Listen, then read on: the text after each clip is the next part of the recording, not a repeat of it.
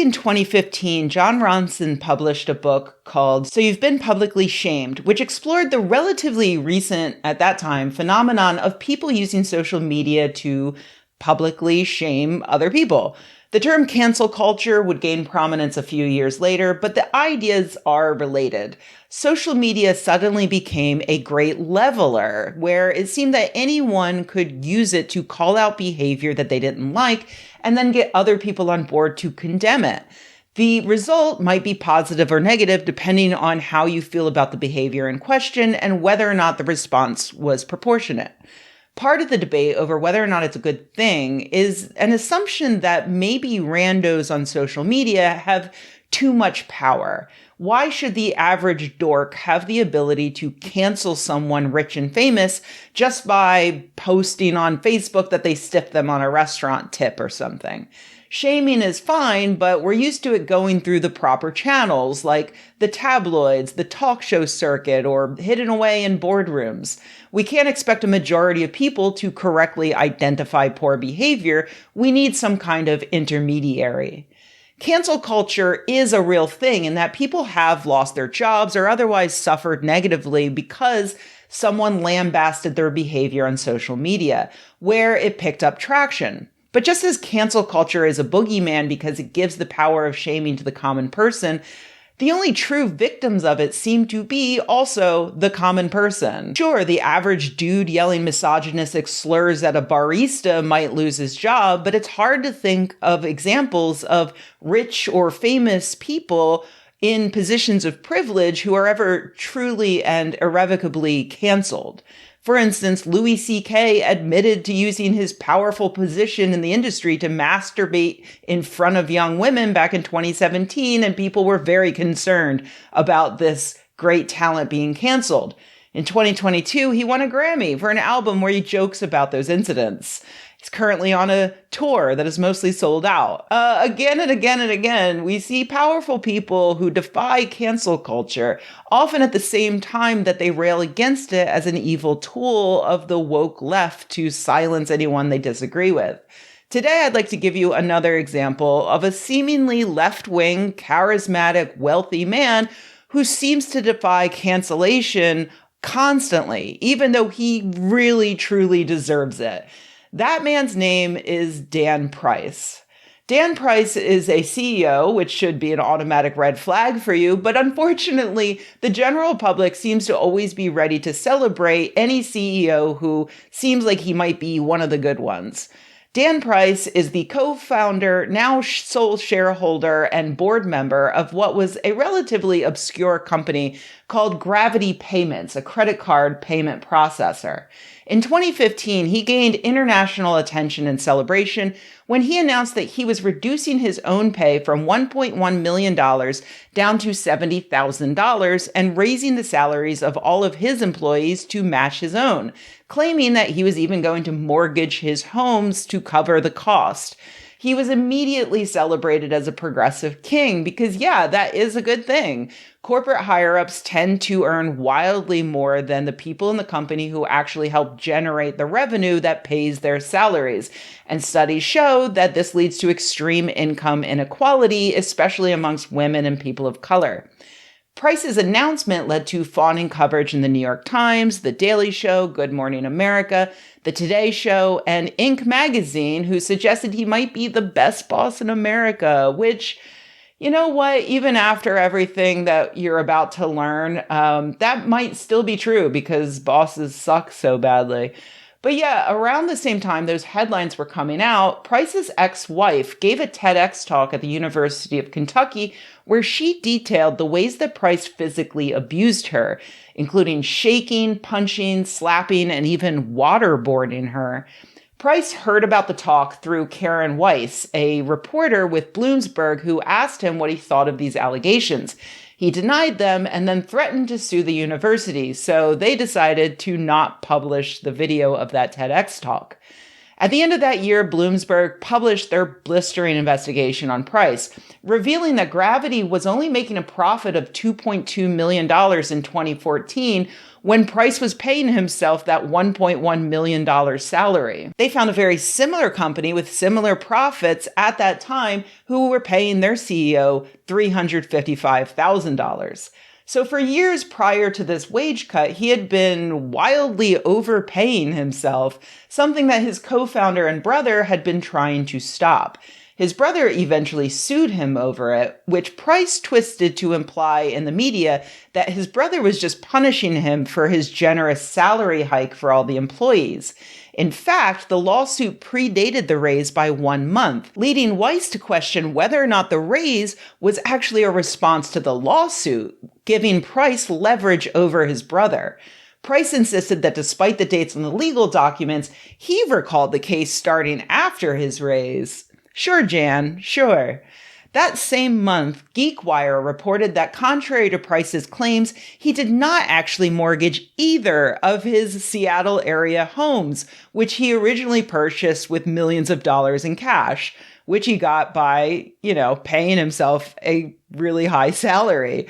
A few months later, he responded by blaming the lawsuit from his brother, which, again, started before he instituted the pay raises and claimed he had mortgaged his properties. Despite these blistering reports, Price just posted right through it. He won his court case against his brother, and his Facebook and Twitter followings continued to grow as he posted more and more about his progressive views, like how Gravity doesn't have any gender pay gap.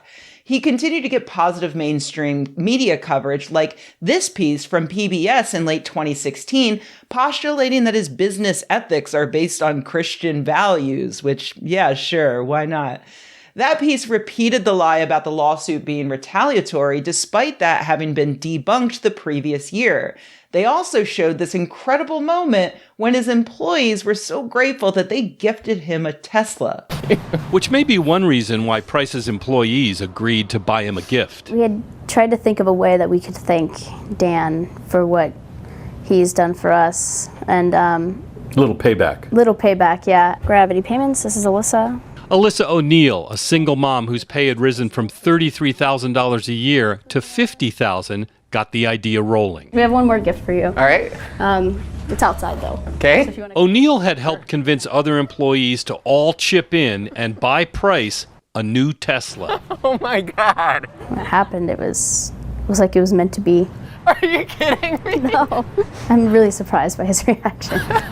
Thank you. He said, I don't even want to see the car. I want to see you guys, and turned around and he hugged everybody and made sure he hugged everybody first before getting in the car and touching it.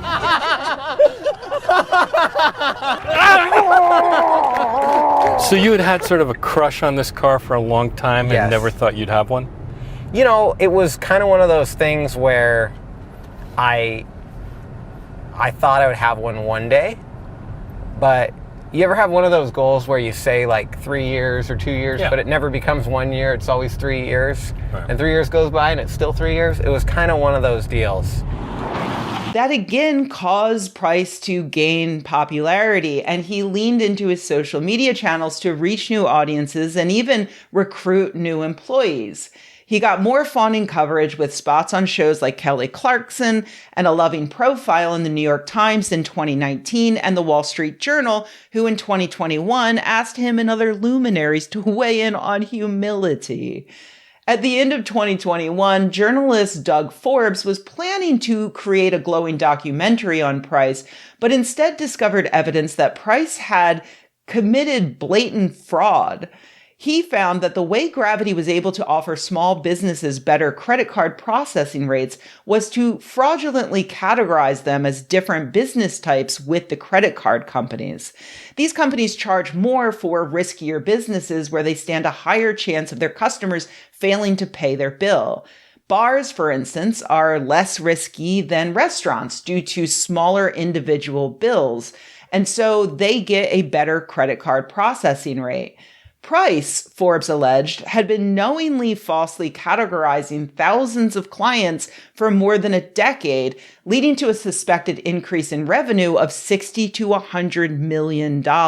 Again, Price posted right through all of this, with his various progressive social media posts getting tens of thousands of likes, faves, retweets, and shares.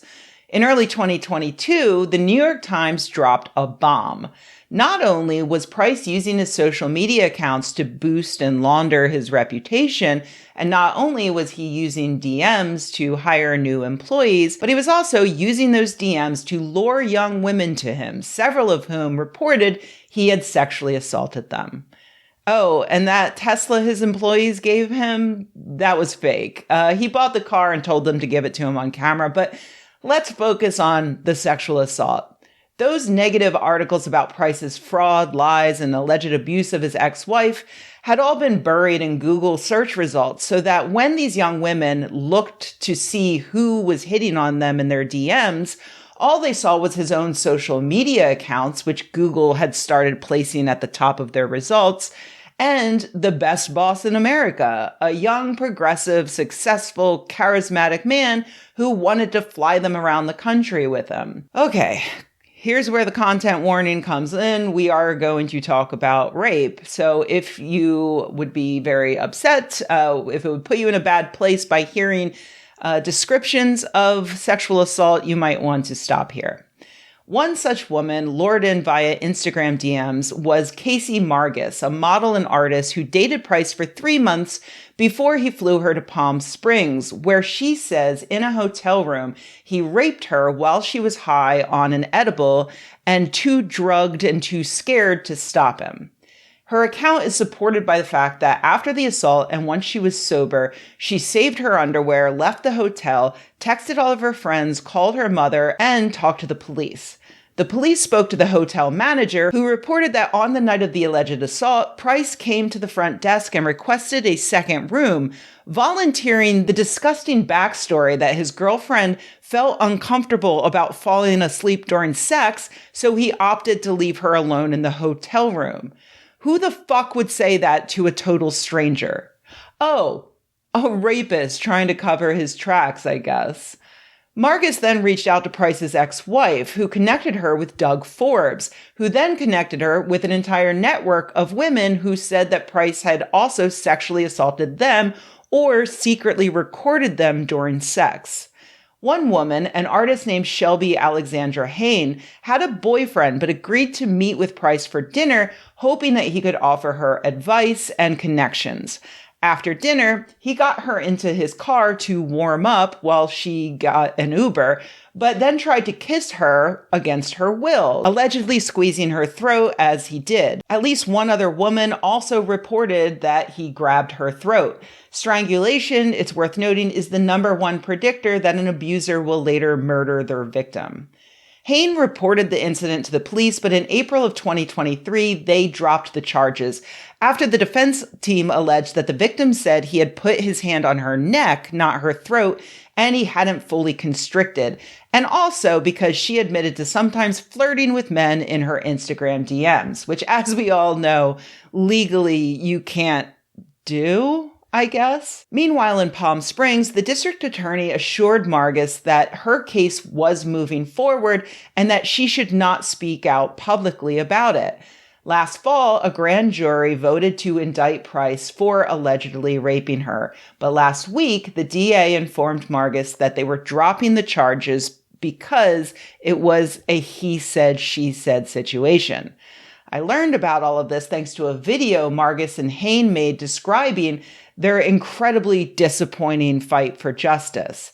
As of the recording of this video, their video has under 7,000 views and only 13 comments, which is pathetic. And the reason that I decided to make this video, because I'm sick of seeing this rich, powerful man continue to do the worst shit imaginable and get away with it.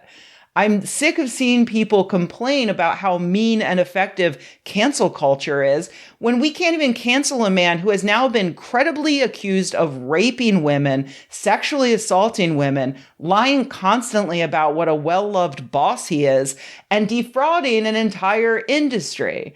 The myth of cancel culture is that social media gives the average person the ability to take down the powerful. But the reality is that social media has allowed the powerful the ability to launder even the filthiest of personalities, to manipulate society into believing that they are the opposite of their true selves.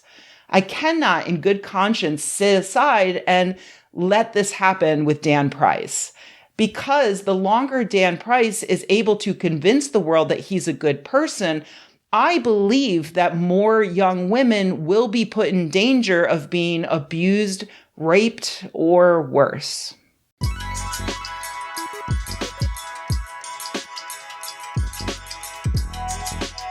Hey everybody, thanks for watching. If you enjoyed this video, please give it a like. If you loved the video, please subscribe.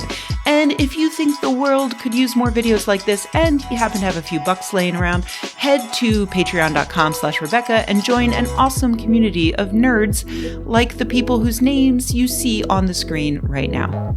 Thanks.